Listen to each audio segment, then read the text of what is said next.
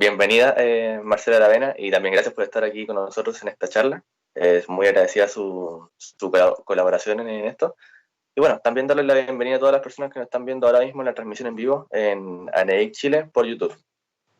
Y bueno, el rol que ahora voy a desempeñar hoy día no va a ser el principal va a ser el de Marcela Aravena. Pero también voy a dar una pequeña introducción, un breve resumen sobre la vida profesional de Marcela Aravena para que puedan conocer un poco más de quién es Marcela Aravena en el mundo de la ingeniería. Y bueno, quisiera empezar dando los datos de que Marcela Aravena es ingeniera civil estructural de la Universidad de Chile, titulada, si no me equivoco, en el año 1993, si no me equivoco. También MBA, que significa Maestría en Administración de Empresas, de la Pontificia Universidad Católica del año 2013 también. Hay que destacar muy bien de que la señorita Aravena es una persona con más de 25 años de experiencia en el sector de la transmisión de energía eléctrica, principalmente en el diseño y revisión estructural y sísmica de proyectos de líneas y subestaciones que pueden llegar hasta 500 kilovoltios. También ha trabajado en diferentes empresas como Ingendensa, Transelec y CGE Transmisión.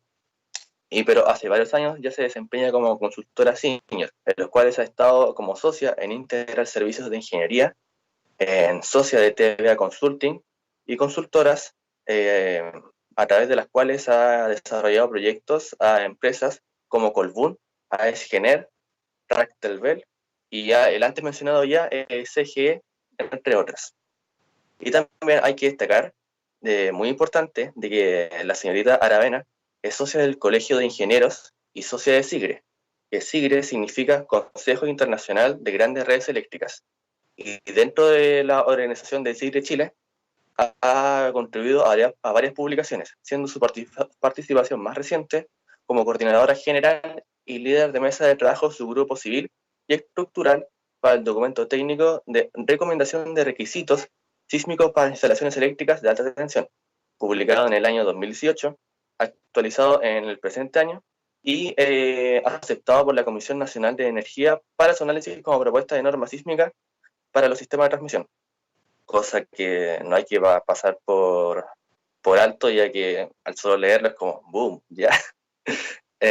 También es integrante del comité del Instituto de la Construcción para la elaboración de la propuesta de actualización de la norma NSH, normas chilenas, del número 2369, que recibe el nombre del diseño sísmico de estructuras e instalaciones industriales, que estuvo en consultas públicas. Y actualmente la ingeniera Marcela Aravena es integrante del comité especial del Instituto Nacional de Normalización para el análisis de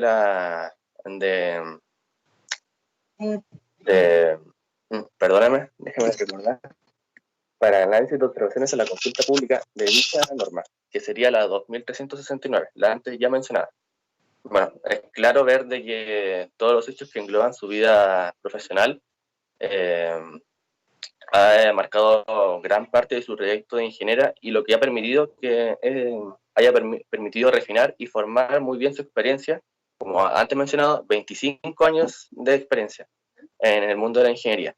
Y bueno, hice este pequeño resumen sobre la ingeniera Marcela Aravena para que puedan conocer un poco más de quién engloba a la persona Marcela Aravena en el mundo de la ingeniería y para que tengan un poco más de datos sobre ellas y para que sepan de quién va a ser la charla, ya que, bueno, se saben a grandes rasgos quién es, pero di unos pequeños detalles para especificar más cuál ha sido su trabajo ahora mismo.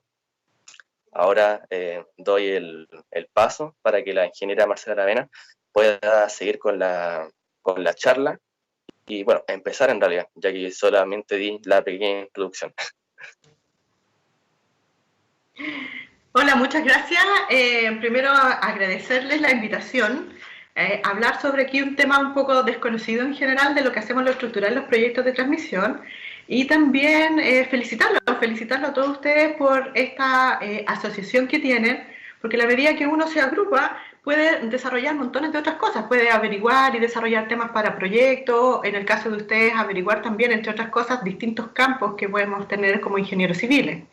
Yo, como vieron en mi presentación, yo también pertenezco a otras organizaciones, estoy en el colegio, estoy en SIGRE, y eso también permite ir aportando no solo con el trabajo que uno tiene a los proyectos, sino también aportando nuestra experiencia para que sea conocida por otros profesionales.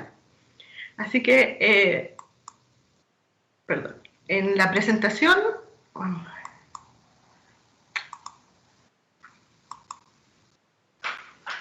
yo lo que les voy a hablar, como les comentaba, sobre la ingeniería estructural en los proyectos de transmisión de energía eléctrica. Lo primero que vamos a ver es el flujo de la energía. Nosotros generamos energía y por el otro lado tenemos los centros de consumo. Entonces lo que nos interesa ver un poco es cómo llega la energía desde que se generan los centros de consumo. Y ahí vamos a hablar un poquito sobre dónde está inserto el sistema de transmisión, que es donde yo trabajo, y el sistema de distribución, que yo no trabajo en ese sector, pero es parte de los procesos que se generan en el flujo de energía para que finalmente nosotros tengamos energía en nuestras casas. Después vamos a hablar de una filosofía general para el diseño de sistema de transmisión. Aquí no se preocupen, no vamos a hablar de fórmulas ni ninguna de esas cosas, sino los temas principales que nos definen finalmente después para nosotros, tanto los civiles como los eléctricos, los criterios que tenemos que utilizar en el diseño de las dos partes principales que tiene un sistema como obra de ingeniería, que son subestaciones eléctricas y líneas de transmisión. Y en la última parte de mi presentación, lo que yo quiero dejarles a ustedes son, en base a mis 25 años de experiencia como diseñadora y revisora de proyectos, algunas recomendaciones que les puedan servir a ustedes como ingenieros diseñadores. La primera parte, en el flujo de energía eléctrica, nosotros tenemos por un lado generación, lo que vemos aquí en la imagen, esta imagen que está acá, son distintos tipos de generación de energía que tenemos hoy día en Chile, y por el otro lado tenemos los consumidores. Nosotros somos consumidores domiciliarios, nosotros consumimos en 220 volts, que es el nivel más bajo de energía eléctrica que tenemos en Chile. Por otro lado tenemos consumidores industriales, ellos consumen en más de 220 volts, y aquí tenemos, por ejemplo, el metrotren, algunas industrias de proceso. Y el tercer tipo de consumidores importante son los que se llaman grandes consumidores, porque ellos consumen bloques de energía mucho más grandes. Aquí están las mineras, plantas de proceso, como por ejemplo pueden ser las plantas de celulosa o la papelera. Entonces nosotros tenemos que llevar la energía desde que se genera a estos puntos de consumo. Las centrales de generación siempre entregan a una línea de transmisión. Y lo entregan a través de esto, que es una subestación que nosotros llamamos elevadora. Esta es una subestación pequeñita. Se llama elevadora porque las centrales de generación están entregando bloques grandes de energía, pero en nivel de voltaje no tan grandes, 23 o 33 mil volts, 23 kV o 33 kV. Y esos bloques grandes de energía, para que sean eficientes sobre una línea de transmisión, nosotros tenemos que pasarlo a nivel de un voltaje mayor. Entonces, este equipo, que se llama transformador de poder, lo que hace es tomar estos 23 o 33 kV y lo suben a 154 o 220 kV, que es normalmente el nivel de voltaje en que están saliendo las líneas de una central de generación. Estas líneas salen directamente a los grandes consumidores y si no, lo que hacen es inyectar en el sistema de transmisión.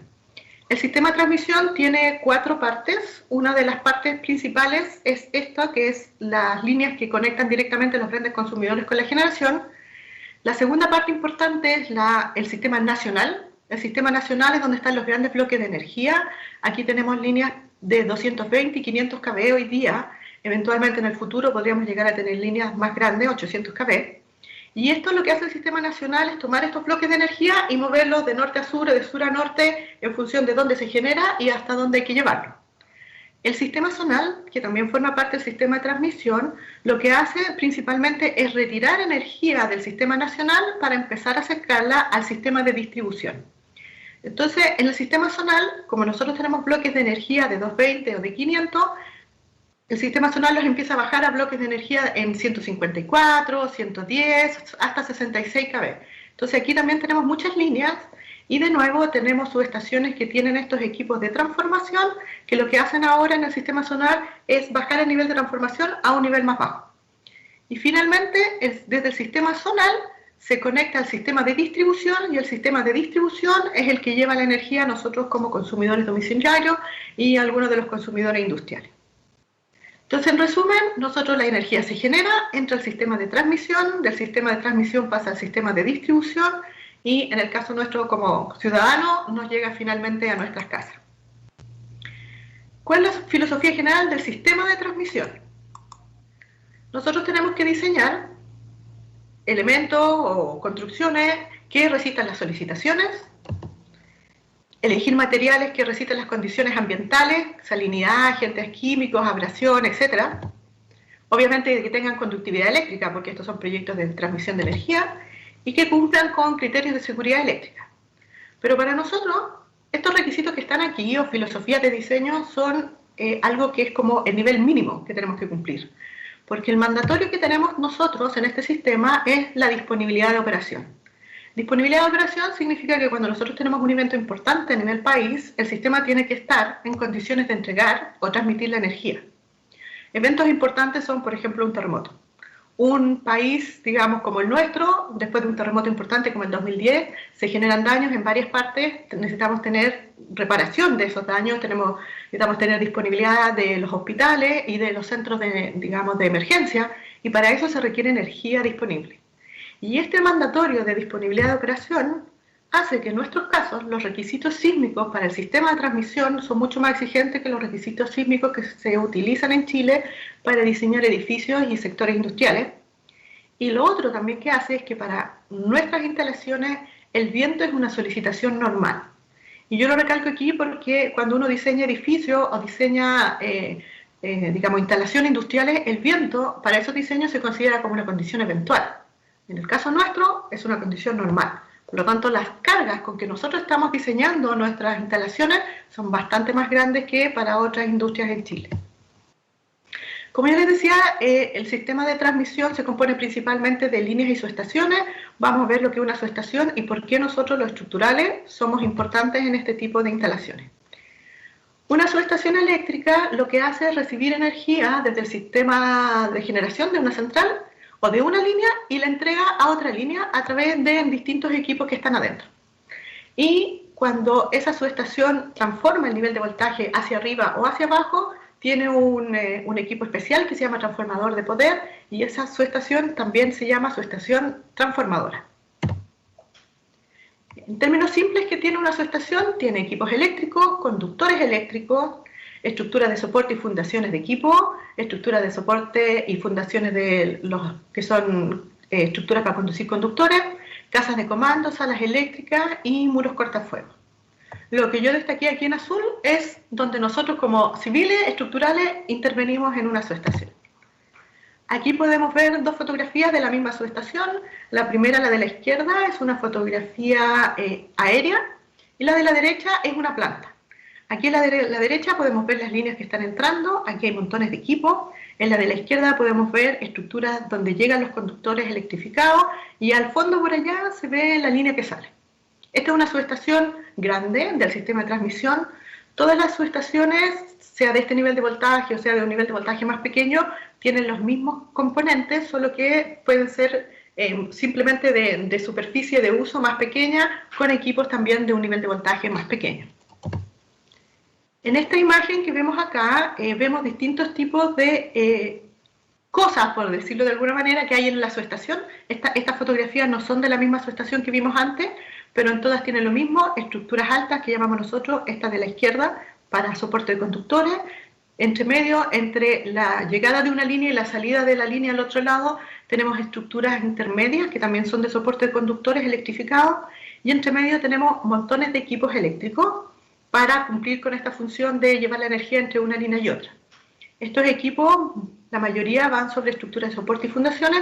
Nosotros diseñamos estas cosas, pero lo que tenemos que tener presente, como yo les decía, en el tema de la disponibilidad de operación, es que el criterio de diseño de estas estructuras y fundaciones tiene que estar enfocado a que el equipo que tiene arriba entre en servicio después de un terremoto. En estas otras fotografías que están acá, en las de la izquierda arriba, podemos ver equipos normales de una subestación de 220 kV. Estos equipos tienen una altura del orden de 2,5, máximo 3 metros. En la fotografía que tenemos abajo, este es un equipo de 500 kV. La altura del equipo tiene que ver con el nivel de voltaje por los temas de aislación y seguridad eléctrica. Y para que vean la diferencia, aquí estoy yo con un colega, estamos posando con un equipo de 500 kV. Precisamente esta fotografía nos sirve a nosotros para poder ver, en el fondo, que mientras más grande el voltaje en una instalación eléctrica, más grandes son las estructuras, más grandes son los equipos. En estas tres fotografías que están aquí a la derecha, esto es un equipo especial en una subestación, estos están arriba de una plataforma, todos los equipos aquí están del orden de 10 metros sobre el nivel del suelo. Y la estructura de soporte, acá es una estructura que cumple la función de ser soporte de la plataforma que tiene arriba de equipo, y además es de un material que nos permite la aislación eléctrica, así que esta es una estructura bastante especial. A esta estructura, de hecho, cuando se diseñan, el tema sísmico también pasa a ser muy relevante. En la de la derecha, aquí estoy yo de nuevo haciendo una inspección que estábamos haciendo de la parte de la plataforma. Esto ya estaba montada en una subestación que todavía no entra en servicio. En estas fotos que tenemos acá, estos son los transformadores de poder, estos que hacen la conversión del voltaje de energía hacia arriba o hacia abajo. Estos equipos son equipos muy masivos, un transformador de poder pequeño pesa entre 25 y 30 toneladas, los transformadores de poder más grandes llegan a pesar a más de 150 toneladas. Estos equipos se instalan directamente sobre una fundación, y siempre tienen muros cortafuegos a los lados porque estos equipos tienen aceite adentro. Entonces, cuando el equipo tiene algún problema y se incendia, nosotros necesitamos proteger a través de los muros cortafuegos, que si nos llega a pasar eso, solo se nos queme un transformador de poder y no los otros.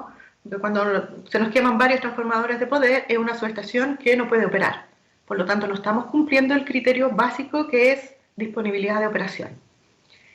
En nuestra estación, como les decía, tenemos equipos. Los equipos que no son transformadores de poder van sobre una estructura de soporte propia y su fundación, pero hoy día nos está pasando mucho que tenemos que hacer crecer subestaciones existentes, y cuando las tenemos que hacer crecer tenemos que poner equipo, y a veces ya no hay espacio para poner su estructura y fundación, entonces se instalan sobre otras estructuras. En este caso aquí tenemos algunos equipos instalados sobre un muro cortafuego o en una parte del muro cortafuego. Aquí tiene una estructura especial para poder instalarlo aquí. Y en algunos casos también se tienen que instalar arriba de estas estructuras de soporte de conductores. Estas otras fotografías que están acá son lo mismo. Esta es una subestación pequeña, tiene su transformador de poder, estructura de conductores, estructura de soporte de equipo. Como les decía, todas las subestaciones son iguales. La diferencia entre una y otra es el tamaño y eventualmente la forma que pueden tener las estructuras. Pero como concepto son exactamente iguales y todas se diseñan con los mismos criterios. ¿Cuál es la importancia nuestra en el diseño de una subestación como civiles? Bueno, tenemos que diseñar las estructuras que soportan conductores. Pero el tema fuerte es el tema sísmico. Como Chile es un país sísmico, nosotros tenemos que garantizar, de cierto modo, lo que les decía, la disponibilidad de operación después de un terremoto. Por lo tanto, aquí en Chile existen criterios de diseño sísmico para los equipos eléctricos que fueron ya validados en el terremoto del 2010. Y la responsabilidad nuestra como civiles es que la estructura y fundación que nosotros le diseñemos a ese equipo eléctrico no le produzca amplificaciones sísmicas de modo tal que el equipo efectivamente pueda entrar en servicio. Y para eso, como los equipos lo que necesitan no solo que aguanten las cargas, sino que queden funcionalmente eléctricamente disponibles, muchos de esos equipos se prueban en mesa vibratoria para estos requisitos que nosotros tenemos. Yo les voy a mostrar aquí una prueba de un equipo.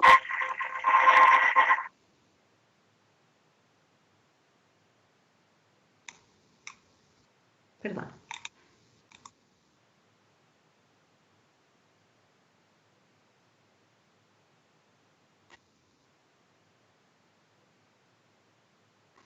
Este equipo no falla, así que no se preocupen, no van a ver aquí nada muy catastrófico.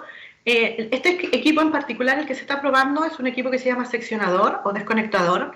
Este equipo funciona abierto, así como está en la prueba, y también funciona cerrado. Cuando está cerrado, el equipo gira sus cuchillas y las cuchillas entran en contacto una con otra. Este equipo se prueba abierto, se prueba cerrado, porque después de la prueba sísmica en esta mesa vibratoria, lo que se prueba es que el equipo esté en condiciones de entrar en servicio. Y estos equipos se prueban sin estructura de soporte. Aquí la estructura de soporte que tiene es simplemente para poder hacer la prueba. Después, cuando llegan a terreno, nosotros tenemos que diseñar una estructura de soporte que en el fondo replique de algún modo que no va a tener aceleraciones. Y esa es la responsabilidad que tenemos nosotros en nuestro sistema de transmisión. Lo otro que tenemos que hacer es que cuando no tenemos espacio en la subestación para poner un equipo sobre una estructura de soporte específica, sino que lo tenemos que instalar sobre otra que ya existe, esa otra que ya existe cumple otra función, Y este caso está arriba de un muro cortafuegos. Aquí estos equipos están arriba de una estructura que es soporte de conductores. La estructura esta no cumple, de algún modo, no le puede exigir criterios sísmicos importantes para el equipo. Por lo tanto, es el equipo el que se tiene que especificar de una manera especial para tomar en cuenta las aceleraciones que va a tener en la base del equipo producto de este muro cortafuegos o de esta estructura de soporte. Los muros cortafuegos en general son muros muy flexibles, entonces, bueno, y no me pueden ver, pero el muro empieza a oscilar con un terremoto. Y esa oscilación, que es bastante más grande, le produce aceleraciones al equipo que está acá. Por eso es importante especificar estos equipos con criterios sísmicos más grandes que los equipos que van a ir sobre su propia estructura de soporte.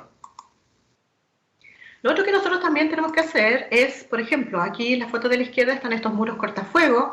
El muro cortafuegos, si después de un terremoto tiene un nivel de daño importante, en cierto modo podría no ser importante porque no se necesita el muro cortafuegos para entrar en servicio el transformador de poder. Pero sí es importante si yo para ir a reparar el muro cortafuegos necesito dejar fuera de servicio el transformador de poder para hacer esa reparación, eso no es aceptable en el sistema de transmisión. Por lo tanto, el muro cortafuegos también se diseña para tener daños mínimos. Aquí lo que vemos en la foto del medio es una sala eléctrica. La sala eléctrica tiene montones de conexiones y equipos y celdas eléctricas que permiten la operatividad de los equipos a los cuales esta sala controla. Por lo tanto, esta sala que uno puede ver así como a lo mejor una casa, digamos, a lo mejor de nivel de importancia menor, porque es pequeña, tiene una importancia de operación también grande. Entonces, los criterios de diseño de esta sala eléctrica también son bastante más importantes que en otras instalaciones. Las imágenes que les muestro acá son imágenes de daños del producto del terremoto del 2010. En la foto que tenemos a la izquierda tenemos el equipo que estaba arriba del muro cortafuegos. Esto podría decirse que esta es la foto el día antes del terremoto y esta es la foto el día del terremoto a mediodía, porque como el terremoto fue en la madrugada, falló el sistema de anclaje y el equipo salió volando. El sistema de anclaje falló porque el diseño que hizo el ingeniero estructural no tomó en cuenta la amplificación de aceleraciones que efectivamente iba a tener el equipo por estar arriba del muro cortafuegos. El problema de esta falla es que cuando esto falló, el equipo salió volando. No solo falló este equipo, porque cuando salió volando además se rompió, sino que le produjo daño a esto que se llaman bushing, que son parte del transformador de poder. Y esta falla estructural dañó el transformador y dejó este transformador de poder sin servicio durante un montón de tiempo porque tuvimos que mandar a hacer bushing de nuevo. Estos equipos son equipos que se mandan a hacer especialmente, entonces desde que uno pone la orden de compra hasta que finalmente uno tiene el equipo en terreno, pueden pasar fácilmente 8 meses o un año. Y este tema fue un tema que fue bastante masivo en el sentido de que no fue este el único transformador que falló, estos problemas se presentaron en varias subestaciones. Lo que vemos aquí en las fotos que están más a la derecha arriba son equipos en el suelo. Y cuando nosotros empezamos a ver los daños que hubo en el sistema de transmisión, en el sistema de transmisión partieron muchos eléctricos. Yo era la única estructural que estaba en el equipo y yo estaba en el equipo porque yo siempre he insistido mucho en que muchas de las fallas que tuvieron en 2010 es que este equipo falló no porque el equipo no cumpliera los requisitos sísmicos en Chile o porque los requisitos sísmicos que se le están pidiendo al equipo en Chile fueran necesarios ser más grandes. Estos equipos de hecho fallaron porque la estructura de soporte diseñada por algún estructural cumplía los requisitos de resistir las cargas sísmicas, pero no cumplía y no se verificó que el comportamiento sísmico de esa estructura con esa fundación fueran adecuados para la operatividad del equipo que tenía arriba. Entonces estas fallas de equipo en el suelo, aquí en el foto de la derecha ya el equipo no se ve, este equipo era de porcelana, la porcelana es delicada, entonces cuando el equipo se cae se rompe. Estas fallas de equipo fueron producto de que la estructura y la fundación no eran adecuadas. Porque eso es lo que pasa en el sistema cuando nosotros hacemos algunos diseños que no cumplen el tema de analizar no solo la carga, sino el comportamiento sísmico. Es el equipo el que falla. Y cuando falla, la subestación no entra en servicio y no estamos cumpliendo el objetivo de disponibilidad de operación.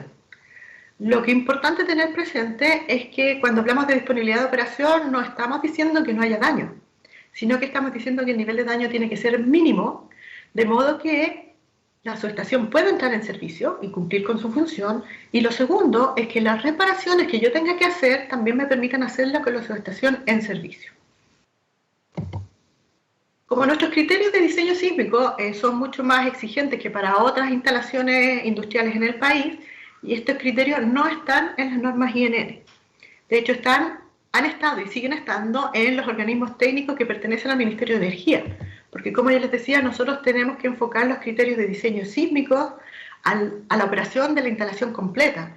Y las normas INN, como por ejemplo la 433, que es diseño sísmico de edificios, o la 2369, que es diseño sísmico de estructuras e instalaciones industriales, apuntan solamente a los temas civiles. Y nosotros necesitamos enfocar los criterios sísmicos al funcionamiento de la subestación eléctrica. Por lo tanto, los criterios que tenemos nosotros están desarrollados para trabajar en conjunto con el comportamiento esperado de los equipos, y para eso se definen criterios para la estructura y fundaciones de soporte de equipo, estructura y fundaciones de soporte de conductores y otras estructuras y obras civiles que están dentro de la subestación. ¿Dónde están esos requisitos? Hoy día están en este documento que está aquí a la derecha. Es un documento que publicamos en SIGRE, en la organización a la que yo pertenezco. Se llama Recomendación de Requisitos Sísmicos para Instalaciones Eléctricas de Alta Tensión. Se llama así porque SIGRE no emite normas, solo puede emitir recomendaciones. Pero este documento, tal cual como está, y en vez de decir Recomendación de Requisitos Sísmicos, dice Norma Sísmica, es el que se le entregó a la Comisión Nacional de Energía para que entrara en proceso normativo para pasar a ser Norma Sísmica Nacional para el sistema de transmisión. ¿Por qué a la Comisión Nacional de Energía? Porque por ley eléctrica es la organización del Ministerio de Energía que es responsable de definir los criterios de diseño, de seguridad y montones de otras cosas asociadas a los sistemas eléctricos. Entonces este trabajo se hizo en un acuerdo con la Comisión, se empezó esto en octubre del 2016, nos demoramos 2 años trabajando, se publicó en septiembre del 2018 a través de 2 grupos. Un grupo era el grupo de equipos eléctricos que estaba a cargo de don Hernán Casar, que está aquí a la izquierda. Don Hernán es un ingeniero eléctrico que él es una eminencia en los temas sísmicos de equipos eléctricos y es reconocido no solo a nivel nacional, a nivel internacional también. El segundo grupo era el que yo tenía a cargo, que era la mesa de trabajo civil estructural, donde nosotros veíamos todo lo que no eran equipos eléctricos. Entonces, no solo estábamos viendo los criterios de diseño de la estructura y soporte de equipos para que fueran concordantes con el equipo, sino también estábamos viendo cuáles son las amplificaciones que pueden tener de aceleración un equipo que se instala arriba de un muro cortafuego o arriba de una estructura de soporte de conductores, por ejemplo. Y también tuvimos que revisar que el espectro sísmico, que nosotros sabíamos que el 2010 había funcionado bien, si efectivamente seguía siendo válido hoy, o sea, el 2016, para los nuevos tipos de equipos eléctricos que se están desarrollando en el mercado. Y eso hizo que tuviéramos sí que actualizar, en esta versión ya aparece un espectro sísmico actualizado con respecto a lo que se usaba en 2010. Esta actualización no fue aumentar la demanda sísmica, sino que mantuvimos la demanda sísmica, sino lo que hicimos fue ampliar el rango de la demanda máxima en función del periodo que tienen estos equipos. Nosotros terminamos el trabajo en septiembre del 2018, en diciembre del 2018 en SIGRE hicimos un tutorial. Un tutorial en la práctica es un curso donde se invitó a participar a todos los actores del sector, la autoridad, las empresas de ingeniería, los proveedores de equipo, para dar a conocer todas las cosas que incorporamos en este documento. En junio del 2019, en el mes de la energía que organiza el Colegio de Ingenieros, a mí también me invitaron a participar para hablar de la importancia que tiene este documento y por qué es necesario que este documento pase a ser norma sísmica nacional. Nosotros en SIGRE, después de este tutorial que terminó en diciembre del 2018, hicimos una consulta pública de nuestro documento. Llegaron comentarios y los comentarios que llegaron fueron más que nada comentarios de forma y no de fondo, es decir, redacciones que se mejoraran, algunas definiciones que se pudieran complementar. Agregamos varios comentarios para tratar de aclarar mejor cómo utilizar el documento y se emitió en marzo de este año en una versión actualizada. La versión que tiene la Comisión Nacional de Energía para el proceso normativo ya es la versión actualizada. En el plan normativo de la Comisión era que este año este documento entrara en proceso de pasar a ser norma nacional. Por las razones de la pandemia eso se pospuso, va para el otro año, pero esperemos ya que a diciembre del 2021 efectivamente este documento tenga carácter normativo. Sin embargo, SIGRE, como puede publicar sus propias publicaciones, nosotros lo publicamos y hoy día este documento se está utilizando. Entonces, si bien no es un documento que sea formalmente obligatorio, sí en las publicaciones de la Comisión Nacional de Energía con respecto a criterios de diseño, siempre está recomendando usar las publicaciones de SIGRE. Entonces, en la práctica este documento hoy día existe, de hecho uno lo puede adquirir en la página de SIGRE y se está utilizando ya en los diseños de las subestaciones eléctricas. Así que por lo menos, si bien no es oficial, ya tenemos un avance en la utilización de esto para las subestaciones futuras. En la norma 2369, que se llama Diseño Sísmico de Estructura e Instalaciones Industriales, que es una norma INN, hoy en día sí aparece un capítulo que antes no existía, que es el capítulo 14, que se llama Sistemas de Generación y Transmisión de Energía Eléctrica.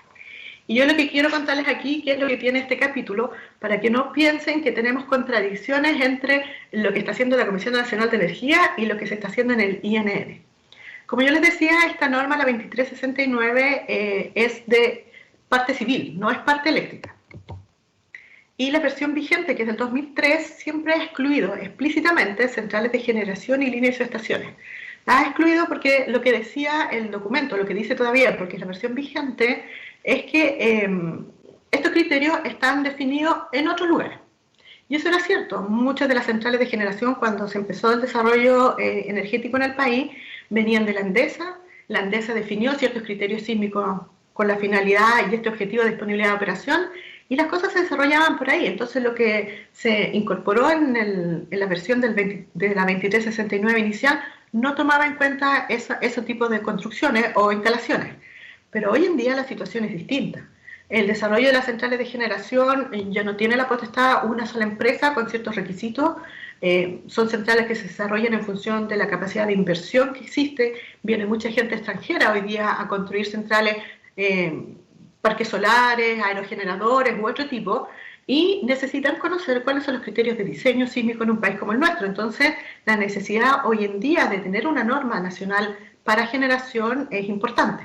Y por eso nace el capítulo 14, la 2369. Para el sistema de transmisión, como yo les decía que esto está resuelto en otros organismos, lo que se colocó es, a la espera de que este documento de SIGRE pase a ser norma nacional, incorporamos criterios de diseño de estructura y fundaciones de equipos tradicionales, que es algo en el fondo bastante mínimo, pero es lo que siempre se había estado haciendo hasta en el pasado, hasta antes del documento nuestro de SIGRE, y señalar que los requisitos están en los organismos técnicos pertenecientes al Ministerio de Energía. Esto yo lo recalco porque lo que estaba pasando era que la gente de afuera viene, compra la 2369 para ver requisitos sísmicos eventualmente de centrales o de líneas de estaciones, y la 2369 actualmente no dice nada. Hoy día la versión nueva por lo menos dice que están en los organismos técnicos pertenecientes al Ministerio de Energía. Y para generación sí define requisitos. ¿Por qué para generación los tiene que definir aquí? Porque los documentos del Ministerio de Energía, cuando se refieren a las centrales de generación, dice use las normas nacionales. Entonces eso hace que sea necesario incorporar estos criterios en la 2369. Y lo que se hizo en la 2369, como aquí también es importante no solo que tengamos el sistema de transmisión disponible para transmitir, necesitamos energía que se pueda entregar después de un terremoto. Entonces, para el sistema, las centrales de generación, lo que dice el capítulo 14, parte definiendo un espectro de diseño que es más exigente que el de la 2369 y define criterios de diseño también asociados a la serviciabilidad requerida de la generación después del terremoto. Por lo tanto, hoy en día, con este capítulo 14, la 2369, tenemos criterios de diseño para generación, tenemos criterios de diseño para transmisión que están en los organismos del Ministerio de Energía, pero la 2369 dice ahora que están ahí, y los espectros sísmicos y los criterios de operatividad de ambas hoy día están concordantes. Entonces, hoy día efectivamente con estos dos documentos, el capítulo 14 la 2369 y el documento que es propuesta de norma sísmica nacional para el sistema de transmisión, hoy día podemos decir que sísmicamente hablando tenemos un sistema de generación y de transmisión bastante más robusto. Nosotros actualmente en la 2369, desde marzo del 2019, estamos revisando las observaciones que llegaron a consulta pública. Este es un proceso que es largo porque la 2369 tiene 15 capítulos. El que yo les comento simplemente es el capítulo 14, que tiene que ver con mi presentación de hoy día, pero es una norma bastante grande, bastante larga, así que en ese proceso estamos.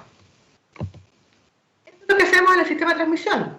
Si Chile no fuera un país sísmico, yo reconozco que nosotros como estructurales no tendríamos mucha importancia en el sistema, pero dado que Chile lo es, nuestra importancia en el desarrollo del sistema y en la definición de criterios sísmicos en el sistema nacional es un rol bastante importante, aun cuando es un proyecto de transmisión de energía eléctrica. ¿Qué pasa con las líneas?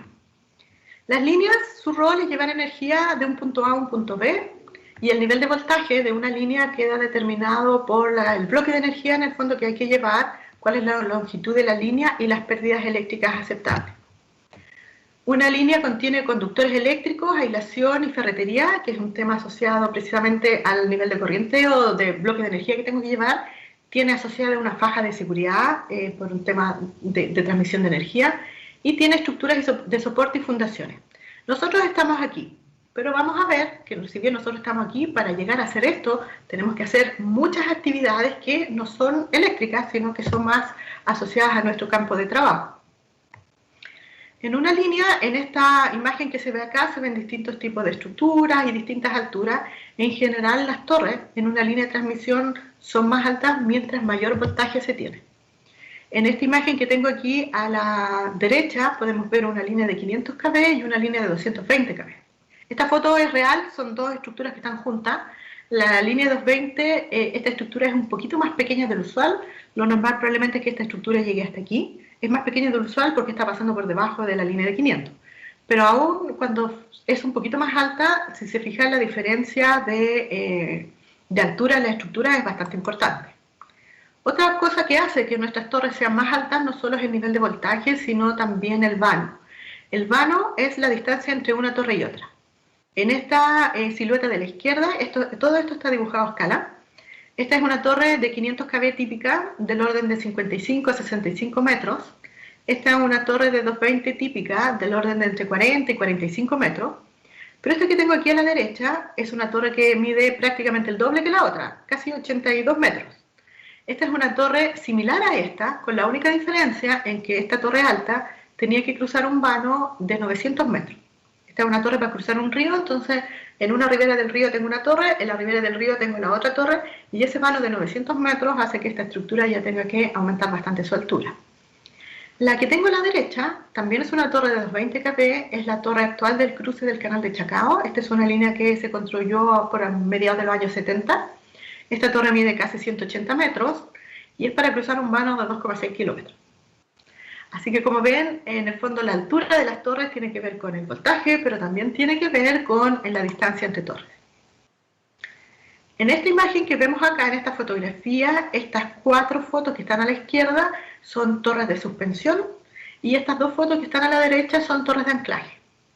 Las torres de anclaje son las que se colocan en los vértices y las torres de suspensión son las que tienen por función suspender el conductor, por eso se llaman así, entre anclaje y anclaje. ¿Para qué? Para cumplir las distancias mínimas al suelo que tienen que ver con distancias de seguridad eléctrica. Estas torres de suspensión son las torres más livianas en una línea porque las cargas que le transmite el conductor a la torre son las mínimas. Las mínimas son peso del conductor descargando en esta torre y en la torre del otro lado, y viento sobre la superficie expuesta del diámetro del conductor, también descargando en esta torre y la torre que está al otro lado. Las torres de anclaje tienen las mismas cargas de peso y de viento sobre el conductor, descansando sobre la torre, pero además tienen que resistir la tensión mecánica del conductor. Por eso estas torres son más robustas, porque tienen que resistir más carga. ¿Cuáles son las variables que condicionan el diseño de una línea? Como les dije, por un lado es la capacidad de corriente de energía que tienen que llevar, la longitud de la línea y las pérdidas eléctricas que son aceptables son los que definen el voltaje, el tipo de conductor, la aislación y su ferretería. Este es un tema eléctrico. Y fin del tema eléctrico en una línea, porque si yo tengo que llevar una línea entre A y B, tengo que definir un trazado. Ese trazado no tiene que ver con los temas eléctricos, tiene que ver con exigencias ambientales, de comunidades, de propietarios. Lo que condiciona una línea en su diseño mecánico son las condiciones meteorológicas, viento, hielo, temperatura y sus combinaciones. Y eso tiene que ver por la zona donde yo voy a pasar el trazado. Esto tampoco es eléctrico. Tenemos que determinar cuáles son las cargas para el diseño de las torres. Las cargas quedan condicionadas por los temas meteorológicos, entonces eso tampoco es eléctrico. Y lo otro que tenemos que analizar nosotros en el trazado, una vez que ya hemos definido el trazado entre A y B, cuáles son condiciones que hacen más fácil o más compleja algunas partes de la línea desde el punto de vista topográfico y constructivo. Topográfico tiene que ver con que nosotros tenemos que analizar. Si yo definí una condición de viento o de viento más hielo en mi línea, bueno, si en toda mi línea esas condiciones son las mismas, o voy a tener algunas partes donde podrían ser más grandes. Y si son más grandes, en esa sección tengo que diseñar estructuras más robustas.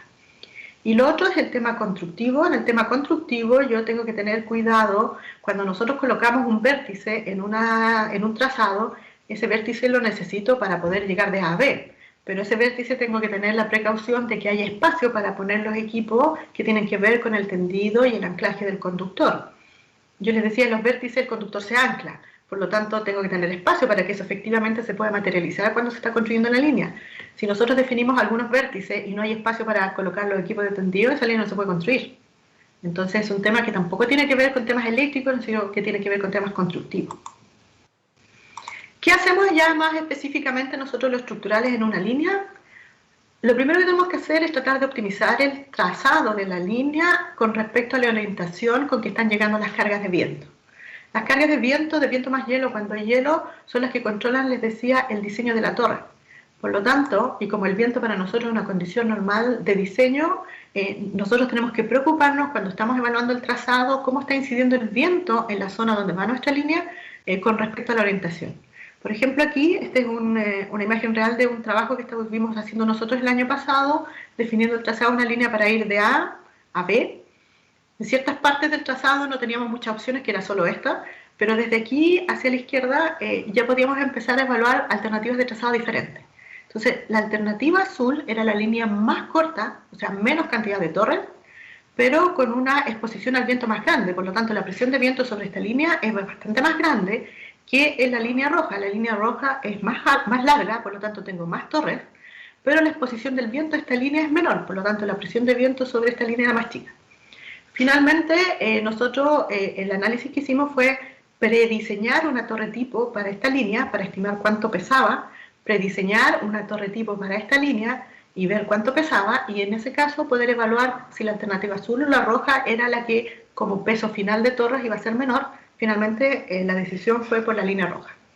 Si se fijan, esta definición, si nos vamos por este lado del trazado o por este otro trazado, no es un tema eléctrico, es un tema estructural. La importancia de nosotros en eso está ahí. Lo otro que hacemos también, a veces lo hacemos nosotros o a veces apoyamos a los ingenieros eléctricos. Hay ingenieros eléctricos que dominan muy bien el tema de las cargas y ese tipo de cosas. Es definir esto que es un cuadro de cargas para diseñar una torre. Las cargas verticales de todos los conductores que están descansando en la torre, las cargas transversales, las cargas longitudinales.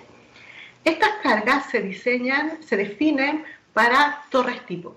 Una línea, por ejemplo, de 100 kilómetros tiene del orden de 200 a 250 torres. Nosotros no diseñamos 250 torres. Lo que hacemos nosotros es tratar de parametrizar entre 3 y 5 tipos de torres según la longitud de la línea y categorizar. Todas estas torres van a ser representadas por la torre tipo 1, todas estas torres por la torre tipo 2, y para esas torres tipo definimos los cuadros de carga. Y después que hacemos eso, lo que tenemos que hacer es identificar las torres especiales que no pueden quedar dentro de las torres tipo. Para esas torres especiales también definimos los cuadros de carga y recién después de todo eso nosotros podemos empezar a diseñar las torres. El diseño de una torre se hace para su cuadro de carga, para la geometría y distancias eléctricas que nos entregan los ingenieros eléctricos. Y para hacer esto es una estructura bastante simple. Se hace en un software estructural cualquiera. Existen software especiales para diseño de torres. Yo no uso uno de esos, yo uso un estándar. Yo de hecho trabajo con el StatPro, que es un software estructural que sirve para cualquier tipo de estructura. En ese diseño, nosotros como resultado entregamos una memoria de cálculo y lo que se llama un plano de diseño básico, donde está toda la geometría de la torre, los elementos principales que estaban en mi modelo y los elementos secundarios que lo que permiten en el fondo es disminuir las longitudes de pandeo de los elementos principales. Se entrega una lista de materiales para cada uno de estos elementos junto con los pernos de conexión y el cuadro de carga. Y la etapa que viene después ya es la elaboración de los planos de fabricación y la fabricación de la estructura. En esta imagen que tengo acá, esta es la torre, ¿se acuerdan cuando les mostré aquí la torre de 220 tipo y la torre 220 especial para el cruce del río? Esta torre es esta torre, y aquí está construida, en la foto de la izquierda se estaba construyendo, esta de la derecha es la foto en un lado de la ribera y la foto que está al medio es al otro lado de la ribera del río. La gracia que tenía este diseño no solo que esta torre era especial porque iba a ser muy alta para cruzar este mano largo, sino además porque en todo el trazado de esta línea, el único tramo de línea que tenía criterios de viento distintos era también este tramo que era el cruce del río. El viento es más grande sobre los cuerpos de agua, Por lo tanto, el viento era más grande aquí solo por cruzar el río y además era más grande que en el resto de la línea porque esta estructura es más alta. El viento aumenta con la altura, entonces el viento para diseñar esta torre es mucho menor que el viento para diseñar esta torre.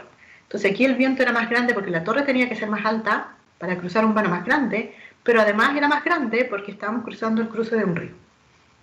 En la foto de la izquierda se está montando esta torre y en esta foto la gente que está aquí son ingenieros de líneas y proyectistas de líneas. Proyectistas son los que hacen los planos de una empresa de ingeniería que yo estaba asesorando cuando estaban ya construyendo estas torres.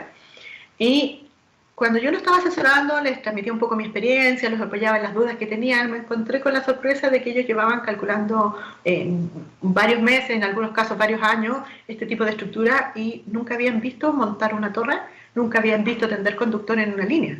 Entonces yo me conseguí con mi cliente que estaba en este proceso de construcción de la línea, si me permitía llevar a estos chicos un día sábado a ver faena de línea.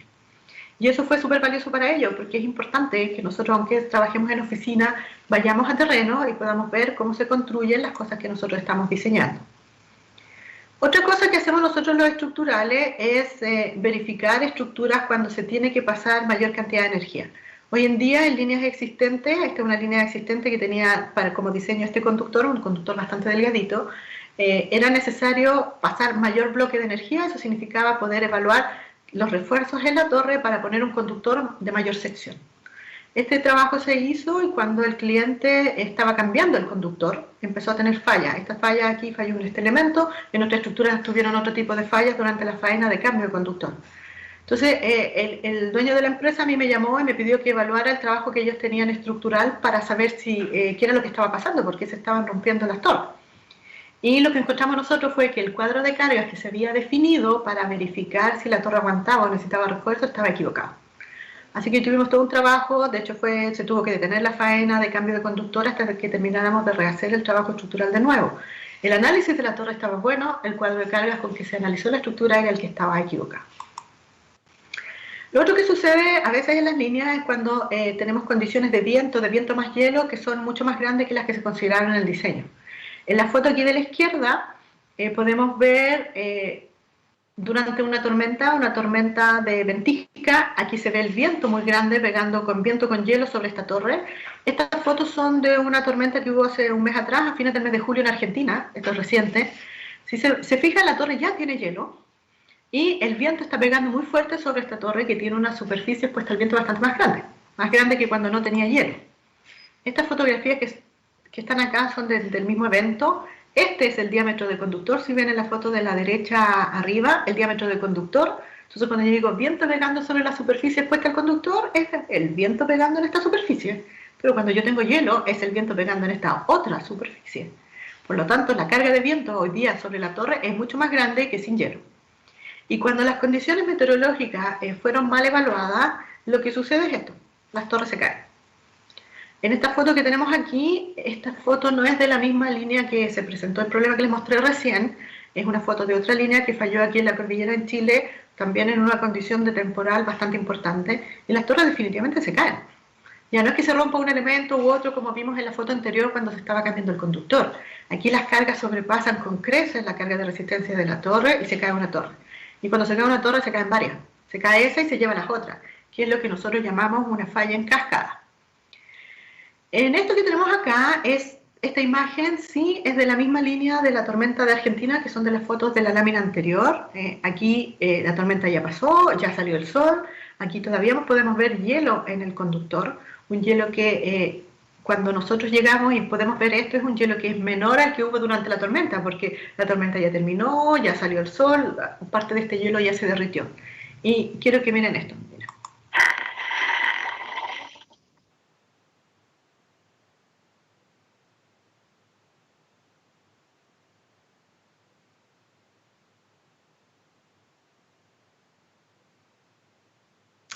Así cae una torre.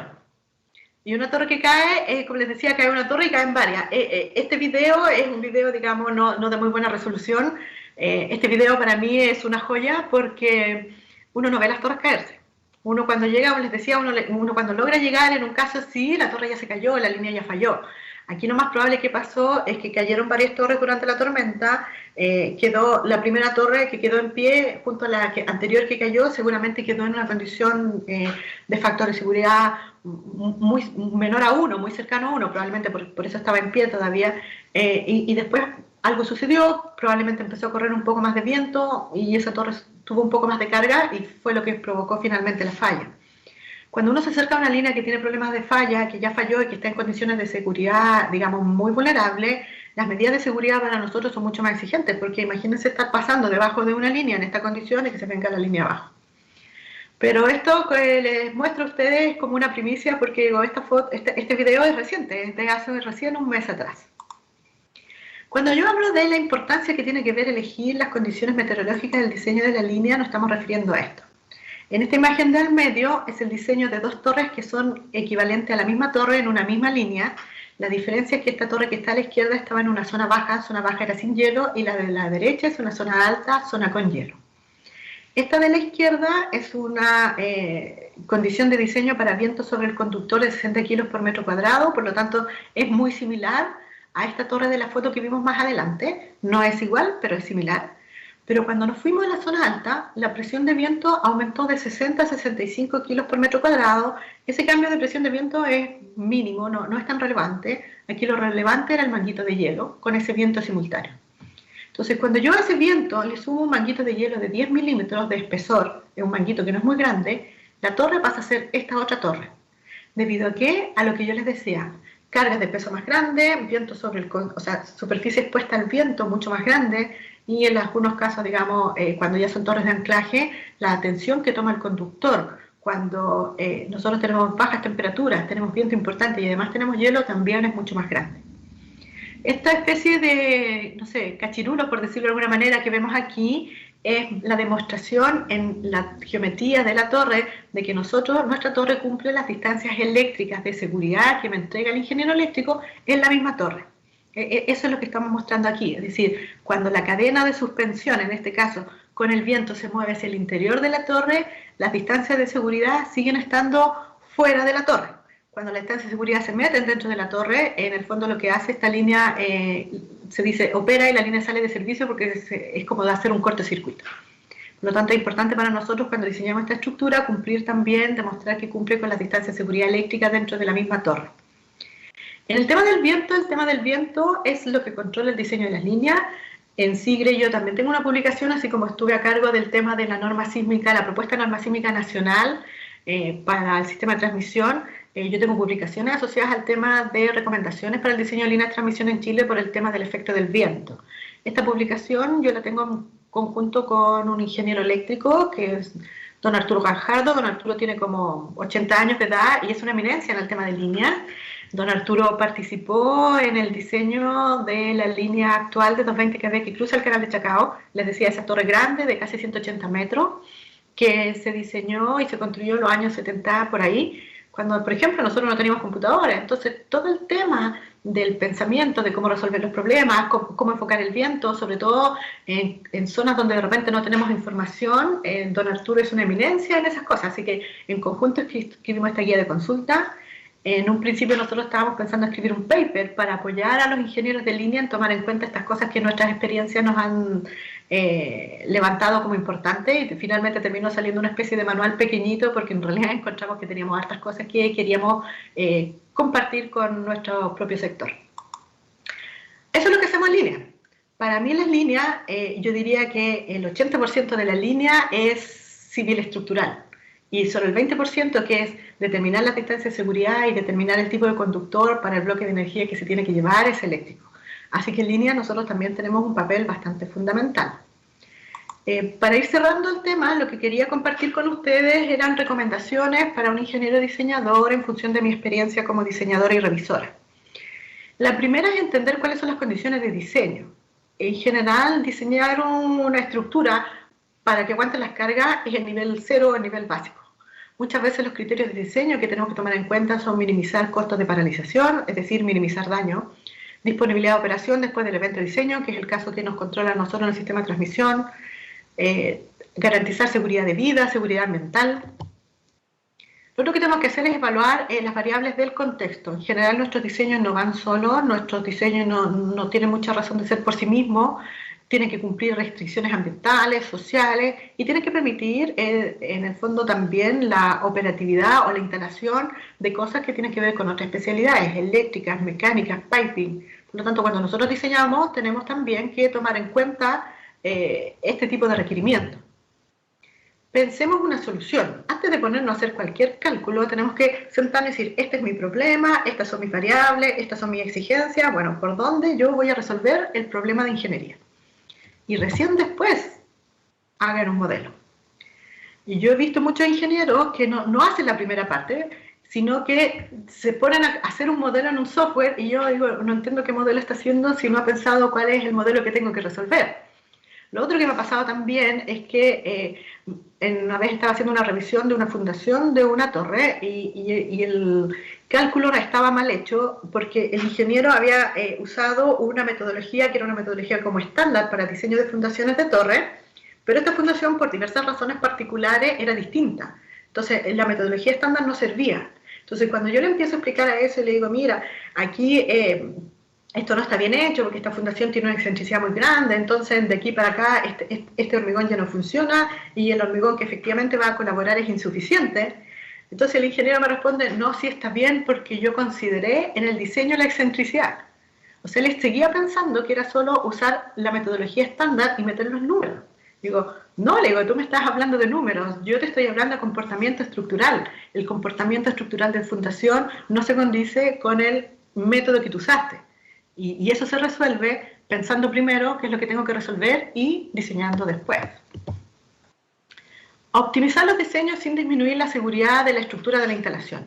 Muchas veces a nosotros nos piden que optimicemos los diseños que hicimos. Optimizar un diseño es que tenga menos metros cúbicos de hormigón, que tenga menos cantidad de fierro o que tenga menos espesor si es una estructura metálica. A veces de los nuestros, a veces de un tercero. Lo que tenemos que tener cuidado es con respecto al tema del nivel de seguridad. Y esto está enfocado al punto 1 que les comenté recién. Si nosotros revisamos una estructura pensando que solo aguanta las cargas de diseño, podemos llegar a la conclusión a lo mejor que una estructura está sobredimensionada. Pero cuando nosotros entendemos que el criterio de diseño de la estructura es que tenga disponibilidad o minimización de daños, por poner un ejemplo, entonces a lo mejor la estructura no está sobredimensionada. Y si nosotros no tenemos presente eso, vamos a estar tomando decisiones que no nos corresponden. Vamos a estar decidiendo inconscientemente disminuir la seguridad de una instalación y eso es responsabilidad del dueño de la instalación. Preguntar nuestras dudas y tener argumentos técnicos para respaldar nuestros diseños. Esto es súper importante porque normalmente cuando, por lo menos a mí me pasó cuando yo entré a trabajar en Ingendesa las cosas era como una frase que se usaba siempre, no, hazlo así porque así siempre se ha hecho. Entonces yo decía, pero ¿por qué se hace así?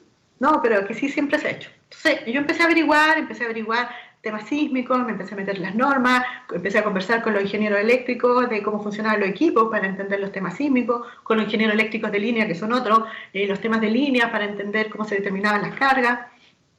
Entonces, a medida que yo empecé a avanzar en mi desarrollo profesional, empecé yo a hacer diseños que a mí me parecían mejores. Y cuando llegaba donde mi jefe me decía, no, es que así no se hace. Yo decía, ¿pero por qué está malo? Es que así no se hace. Decía, pero digo, no pregunté cómo se hace, pregunté por qué mi diseño está malo.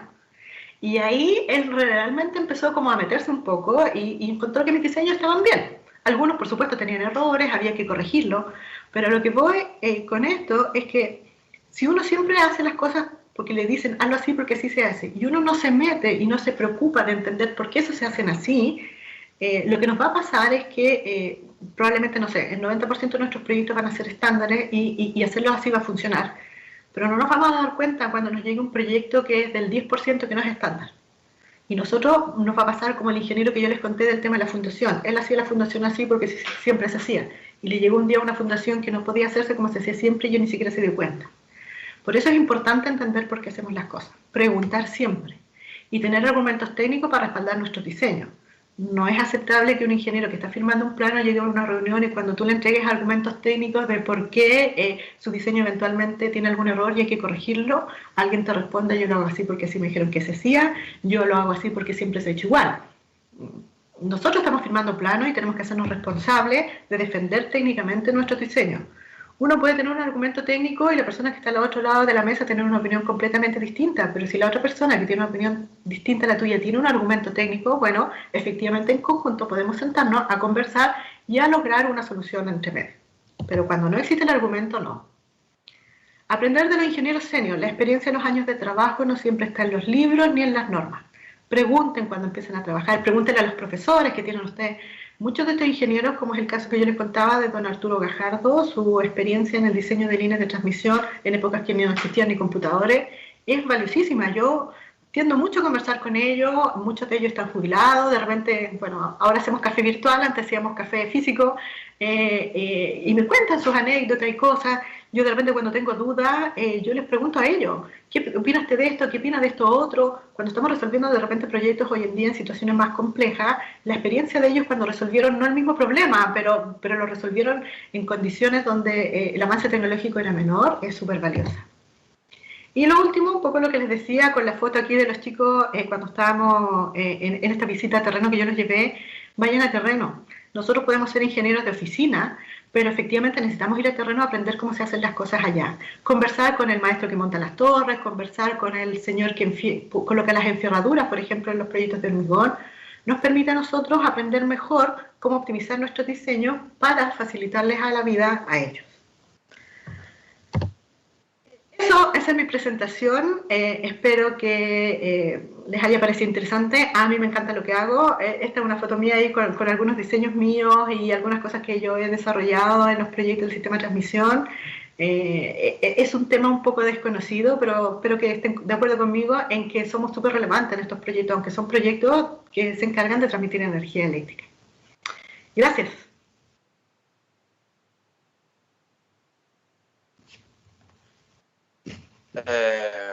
Wow, quedé como persona, quedé como wow, porque nunca había escuchado sobre esas cosas y el tema de electricidad personalmente y aprendí bastante el tema de las líneas.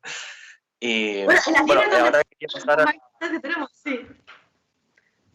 quería pasar a la ronda de preguntas que nos han hecho nuestros espectadores en la página de YouTube.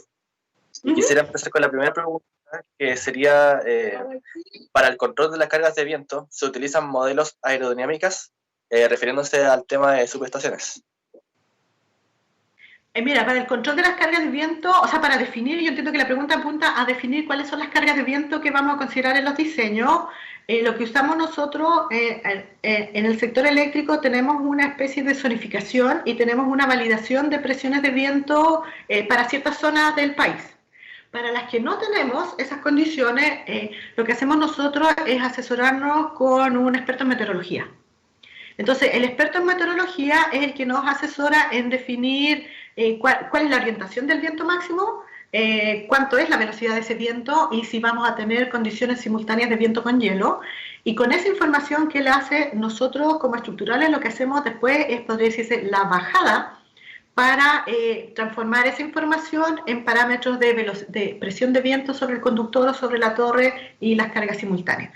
Lo hacemos nosotros, pero contratamos a un experto, como digo, en meteorología que nos defina cuáles son los parámetros de viento y hielo para eso, porque ellos son los expertos. Como digo, yo soy experta en diseño en línea, en función de esos parámetros puedo transformar esos parámetros en parámetros de diseño de línea, pero mi expertise no es definir las condiciones meteorológicas de una zona. No sé si aclara la pregunta. Sí, aclara la pregunta. La segunda pregunta sería, ¿en qué aspectos considera que se pueden apreciar las ventajas de un equipo multidisciplinario? Bueno, a ver, en mi opinión personal, ¿en qué aspecto? En todos. Mi opinión, en general en Chile, yo no sé por qué, los ingenieros de líneas, por ejemplo, están separados. Entonces los ingenieros eléctricos de línea en una empresa están en un piso, por poner un ejemplo, y los estructurales de línea están en otro piso. Para mí, el equipo de líneas es un equipo de líneas, es ingeniero de líneas, no es ahí necesitamos eléctricos y necesitamos estructurales. Yo en una empresa hace unos 5 o 6 años atrás, como 8 ya, me pidieron que les asesorara en el grupo, de armar un grupo de línea, entonces mi requisito fue ese, digo, yo me hago cargo, yo te lo asesoro, yo en ese tiempo para esa empresa estaba a medio tiempo porque yo tenía mis otros proyectos, Digo, pero el grupo es un grupo de líneas. No son civiles de línea, eléctricos de línea, porque si tú te fijas en las líneas, los ingenieros eléctricos perfectamente, si entienden los temas estructurales, pueden definir cuadros de carga y pueden definir torres tipo. No necesitamos uno u otro. Y cuando están trabajando físicamente separados, es donde se producen las descoordinaciones de los proyectos. Entonces alguien define una cosa, después viene el estructural y calcula una torre, y después es el eléctrico el que pone las torres en el perfil, y no se da cuenta, por ejemplo, que en ese perfil habían condiciones meteorológicas distintas. Entonces, para mí, todos los proyectos tienen que ser multidisciplinarios y tiene que existir comunicación. En el tema de subestaciones, el tema es 80% eléctrico. Nosotros, yo dije, tenemos importancia por el tema sísmico, pero yo también he insistido mucho en que a nosotros, los expertos sísmicos de subestaciones, nos tienen que incluir en la definición inicial de los proyectos. Antes de empezar a hacer ingeniería, cuando están definiendo qué tipos de equipos van a poner, cuando están definiendo dónde los van a poner, si tienen espacio o no para ponerlos todos en su estructura de soporte o los tienen que subir en altura, porque ellos no dominan el tema sísmico, nosotros sí. Y en el tema de subestaciones, los equipos se compran mucho antes de hacer ingeniería. Entonces, un equipo que se especificó sísmicamente equivocado, nosotros después no podemos hacer mucho con respecto a eso. Entonces, yo opino que siempre todos los proyectos deben entenderse de manera multidisciplinaria. Ya, entiendo. Decimos, los beneficios son el tema económico para la empresa, el tema de estructural al principio y siempre tener comunicación entre tus diferentes colegas, ¿verdad? Exactamente, y conversar. De repente hay gente que piensa que estas reuniones de coordinación son una lata porque me dice, ¿para qué me invitas? Yo lo veo, digo, ¿para qué me invitas a esta reunión si están hablando de equipo? Bueno, pero yo como estructural necesito poder opinar muchas veces, como te digo, cuando el eléctrico está haciendo la disposición en el espacio de la subestación para hacer las cosas. A veces no tengo mucho que decir, pero si uno no está presente en la concepción del proyecto, como digo, en los temas después a veces ya no se pueden resolver. Cuando yo tengo un equipo que fue mal especificado y el equipo está acá, es un poco tarde. Entonces, efectivamente, y eso es en todas las áreas, o sea, ninguno de nuestros proyectos son proyectos únicos, seamos eléctricos, seamos mecánicos, todos nuestros proyectos son multidisciplinarios. Entonces, esa instancia es muy valiosa, sobre todo, yo diría, en la concepción inicial del proyecto. Porque después cuando uno empieza, ya el proyecto está en curso, ya se mandaron a hacer los equipos de cualquier cosa, en una central de generación, por ejemplo, lo mismo. Alguien especificó los equipos y los equipos van a llegar cuando yo ya tenga, no sé, por poner un ejemplo, el edificio construido, por ejemplo, a ver si es una central, una casa de comando, lo que sea, y el equipo no cabe porque hubo un problema de descoordinación. Esos errores que pasan son un poco tardes de resolver. Sí. Bueno, me gustaría pasar a la siguiente pregunta, que sería la número 3, que se plantea así. ¿Los diseños de las estructuras están estandarizadas o se diseñan dependiendo del proyecto? No haciendo alusión al tema de las líneas, haciendo ya más alusión al tema de las subestaciones, como sería la estructura en general. Sí, a ver, las estructuras altas que nosotros llamamos los marcos de línea son... Todavía está la proyección puesta, ¿cierto? Se ve la imagen de usted con muchas gracias de las... sí, pero la proyección sí está... Sí, es que en esta imagen, esta foto que está aquí, que es la negrita que está justo arriba, esta es una estructura alta donde llegan conductores. Este tipo de estructura, normalmente, esta es más o menos estándar en el sentido de que el espacio ya está definido en la subestación, entonces uno trata de hacer esto de manera estándar para la llegada de conductores, y uno lo que hace es desde la torre que llega hasta esta estructura se define con unas cargas bastante reducidas para que no ocupe mucho espacio, y uno se preocupa de que las condiciones de tendido del conductor que lleguen a esta estructura entren dentro de ese cuadro de carga. Estas estructuras son estándar, pero las estructuras de soporte de equipo, por ejemplo, no son estándar porque depende del comportamiento y del equipo. Entonces, si bien se ven todas iguales, uno entra a la subestación y las puede ver que esta es igual a esta otra o esta es igual a otra de otra subestación, tienen algunas diferencias y se diseñan siempre todas, porque como les decía, tiene que ver con el comportamiento del equipo que tengo arriba. Entonces influye mucho la altura del equipo, el peso del equipo y cuán flexible o menos flexible sísmicamente hablando es. Lo mismo con las torres, uno las ve las torres de una línea o de otra línea y las puede ver iguales, pero en realidad no son iguales, se diseñan de manera óptima para esa línea. En algunos casos, cuando hay proyectos que tienen muy poco plazo y no tenemos tiempo para hacer el diseño óptimo de las torres, muchas veces lo que hacemos es, conociendo el cuadro de cargas de torres que hemos diseñado para otras líneas, las ubicamos en la nueva línea de manera tal que las cargas sean menor o igual que las que aguanta esa torre. Pero ahí el diseño muchas veces no es óptimo y a veces las torres, digamos, quedan, podrían haber sido a lo mejor un poco más livianas. Ah, ya. Bueno, es bueno saberlo en realidad. Sí, Y la pero última sí, pregunta. se ven muy iguales, entonces la gente tiende a Perdón. pensar que son torres tipo, pero no. Sí. Y quisiera pasar a la última pregunta y la cuarta, de que se plantea, ¿cuáles son los desafíos del ingeniero civil a la innovación en estructuras de transmisión eléctrica? Muy buena pregunta. A ver, dentro de las innovaciones que nosotros debiéramos empezar a ver, por ejemplo, en el tema de líneas de transmisión, las líneas hoy día son de perfiles de acero, pero se está innovando bastante en algunas estructuras afuera. Por eso yo pertenezco a SIGRE. SIGRE, una organización internacional donde en Europa, en Estados Unidos, en Canadá, siempre están innovando con otras cosas. Ellos nos llevan la delantera en ese aspecto. Se están innovando con tipos de estructuras de otro tipo de materiales, que eventualmente pueden ser un poco más livianas, como de aluminio u otro tipo de cosas. En el tema de subestaciones, en la innovación está en el tema también de los nuevos equipos eléctricos que se están desarrollando. Entonces la innovación nuestra como estructural es más que nada poder evaluar los requisitos y las condiciones sísmicas con que funcionan esos equipos nuevos para nosotros poder hacer los diseños o eventualmente definir algunos requisitos especiales para esos casos. En una de las fotografías que yo les mostré, que es la equivalente a esta, donde yo estaba arriba de la plataforma, yo les mostré un equipo que es bastante particular. Esta es una plataforma con montones de equipo eléctrico arriba, y si se fijan, la estructura de soporte es una estructura de soporte que cumple la función de resistir las cargas, carga de peso y carga sísmica de la plataforma con equipo arriba, pero el material es un material aislante eléctrico. Pero esa es una estructura como las que hacemos nosotros. No es de hormigón, no es de acero, y tenemos nosotros que poder diseñar eso también. Entonces ahí tenemos nosotros parte importante en el tema de la innovación asociada, como te digo, al tema del desarrollo tecnológico que se está haciendo en cuanto a materiales y en cuanto a funcionamiento de equipos eléctricos. Así que tenemos harto que hacer, de hecho. Sí, en realidad sí. Hay que aprender mucho de diferentes regiones de la ingeniería para estar más completos como ingeniero y tener un buen rendimiento como equipo en un proyecto. Sí. Y bueno, con eso finalizaríamos las 4 preguntas que nos plantearon en el chat de YouTube. Y ahora creo que aquí tengo que darle la palabra a Estefanía para darme una pequeña reseña sobre ANEIC. O no sé si hay que finalizar la charla y dar la reseña. En eso. Ya.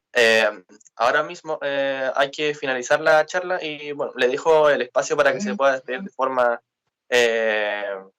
de que se explaye y deje como alguna recomendación sobre lo que se planteó en el trabajo o en la charla. No, bueno, agradecerles mucho la atención. Espero, como les decía, que les haya parecido interesante. Nosotros tenemos un campo importante aquí. Hay muchas cosas que estoy liderando yo y dándole la importancia que tiene el rol de los ingenieros estructurales en este proyecto, que lo estoy haciendo a través de CIGRE, esta organización.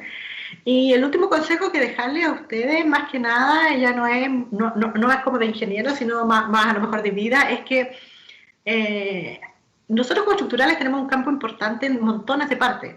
Entonces, uno aprende ciertas cosas en la universidad, pero es importante poder conocer otras áreas y finalmente encontrar el área que a uno le hace sentido, porque levantarse todos los días a trabajar en algo que a uno le gusta es bastante más grato que cuando uno no es así. Entonces, esa es solo mi recomendación. Y un poco de lo que yo les decía, sí, preocuparse mucho de entender por qué hacemos las cosas, no hacerlas porque así nos dicen, es entender detrás por qué calculamos así, por qué los diseños son así, porque eso nos va a permitir nosotros aprender mucho y poder tener y ganar experiencia en realidad a lo largo de nuestro desarrollo profesional. Así que eso nomás, y muchas gracias por la invitación. No, gracias a usted por estar con nosotros aquí en la charla. Y bueno, con eso finalizaríamos la charla de hoy día lunes, que fue dirigida por la ingeniera Marcela Aravena, que estuvo ya destinado más en el tema de las líneas y las subestaciones en el tema eléctrico. Muchas gracias. Gracias.